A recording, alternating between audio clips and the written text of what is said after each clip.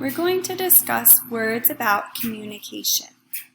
Our learning target says, I can identify and discuss the meanings of words related to the topic of communication.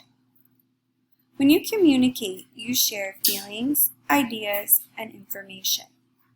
The look on your face can tell others how you feel.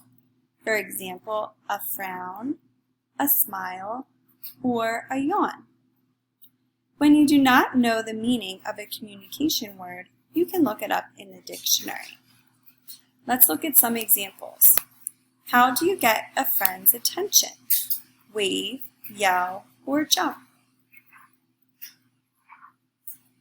How do you greet someone? Shake hands or smile. How do you show something is funny? Chuckle, laugh, or giggle. Some examples of communication could be emails, text messages, and phone calls. Think of some other examples of communication.